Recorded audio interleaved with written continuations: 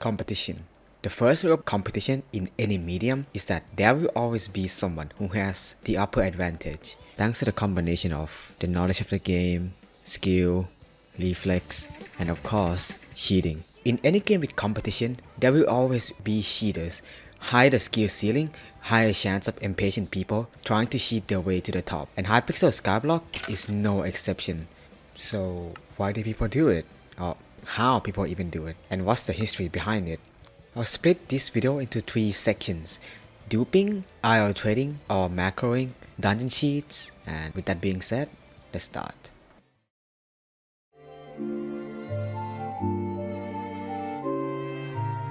Duping can be scaled from just a funny haha torch glitch that can be bought and resold for 0.5 coins profit each, to a mass duping operation that can add trillions of coins in a single click. How did they do it? Well, it's really complicated because the dupers themselves always keep the trick a secret, because the more well known the glitch is, the more likely it's going to be patched. For the most part, in this game history, there's really no great documentation on duping, at least publicly.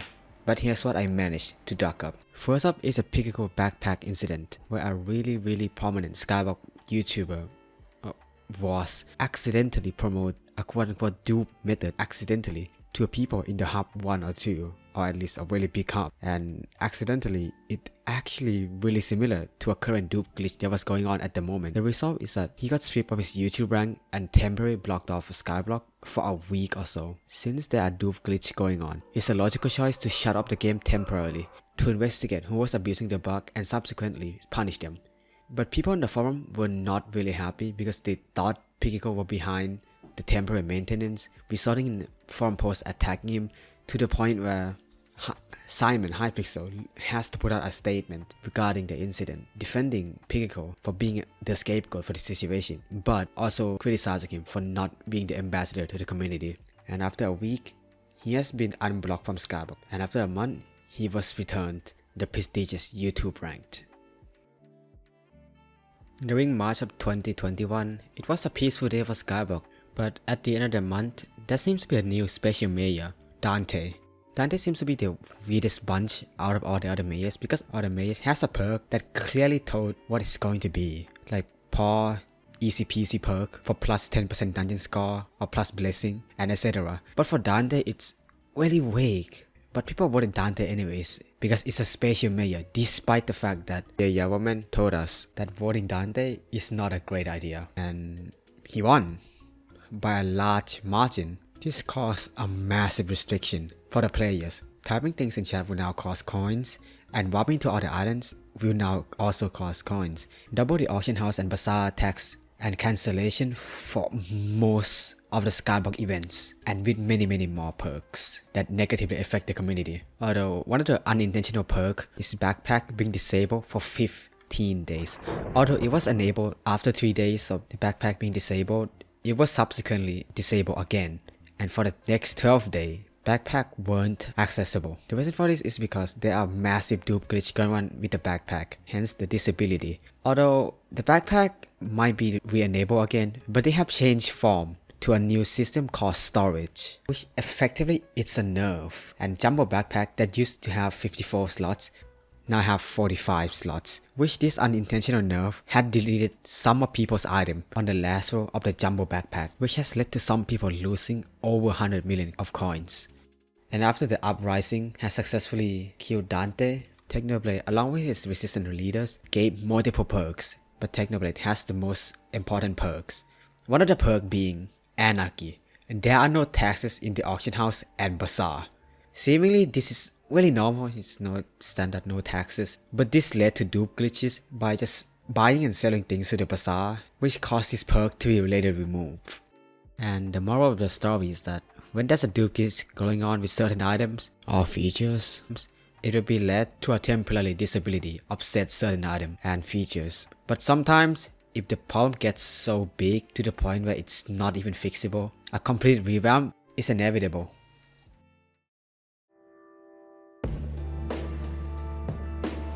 One of the first few known way of macroing back then was cobblestone macroing, either by a really simple mechanism of holding your mouse with a tape or just a reliable F11 bug, which is a bug that allows you to hold a mouse button without actually holding it, which this has always been possible before Minecraft version 1.13.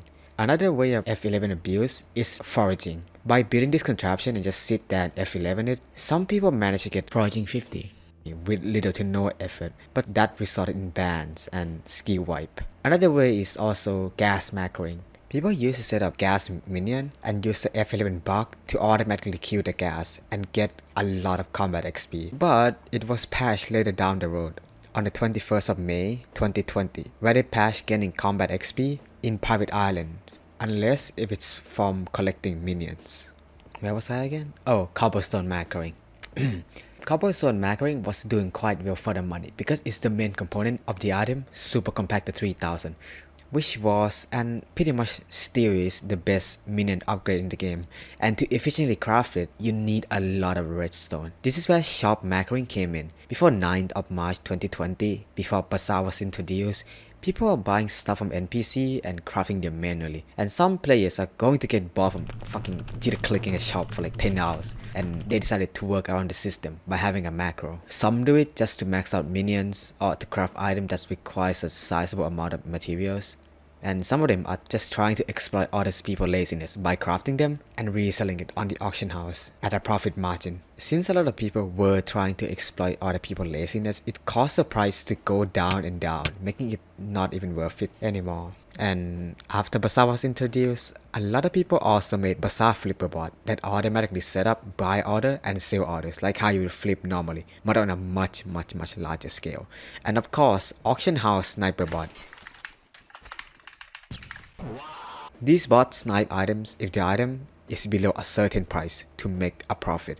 For example, me put a Necron handle for 350k on the auction house, and a snipe bot would automatically buy that and resell them for a big money profit. Unfortunately, those methods require too much on the player's interactivity within the game, which make the method less consistent for money.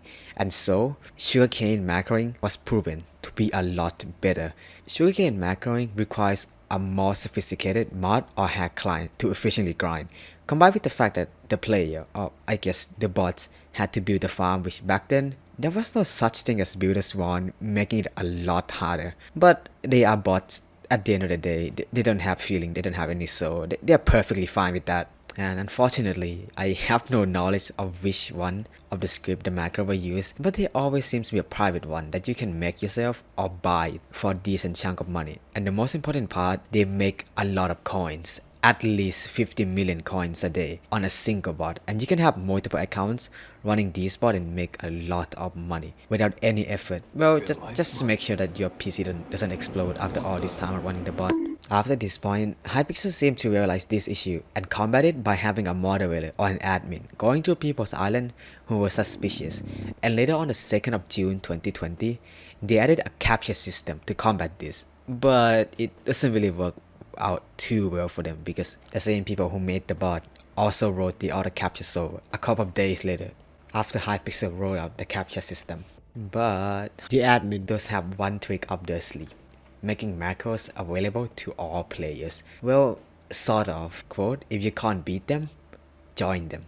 It's the perfect quote to encapsulate this situation, because they added a new item called Personal Compactor 5 days after the capture system. What this item does is that it compacts the item in your inventory to the respective enchanted form. This makes grinding sugarcane and everything else that's really tedious a lot more bearable because you don't have to manually craft them anymore. And fast forward to the 8th of September 2020, Hypixel introduced election, bits, and booster cookies.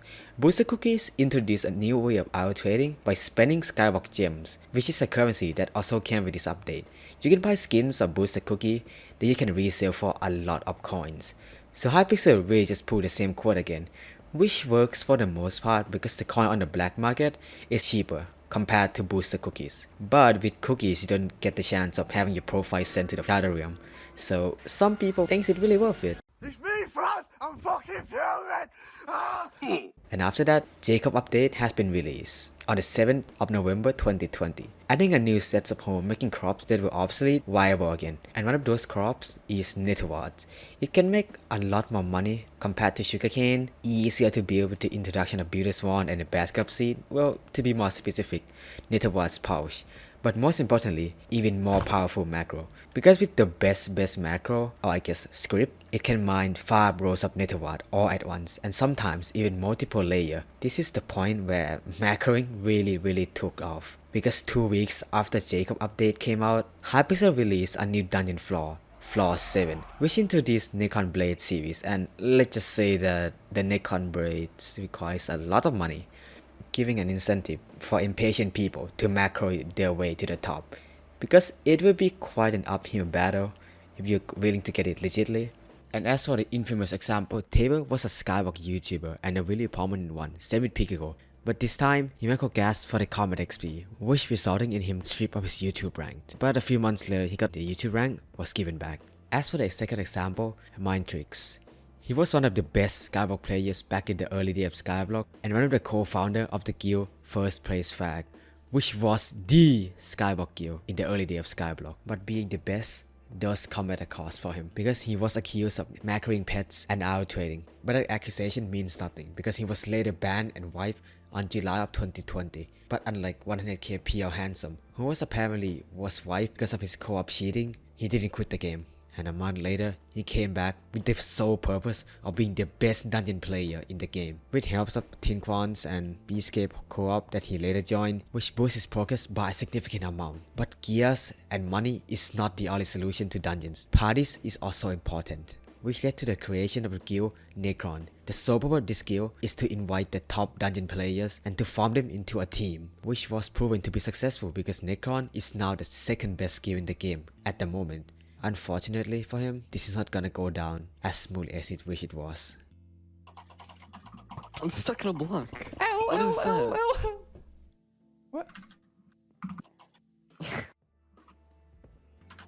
Wait, you just CC. What Well, happened? Good knowing you guys. On the 2nd of November, there's a new spooking revamp, which came with the spooky fishing and its many drops that could be very valuable, which led to Mynetrix fishing in dungeons, because by fishing in dungeons, the spooky festival would extend to the end of time.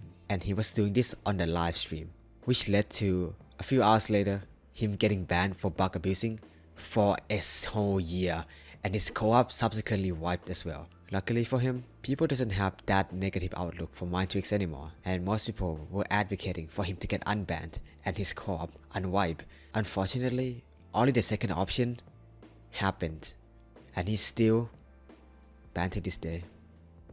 Oh, by the way, this is an oversimplification of the story. If you want a full story, make sure to check out IGBLON'S videos on Mynetrix.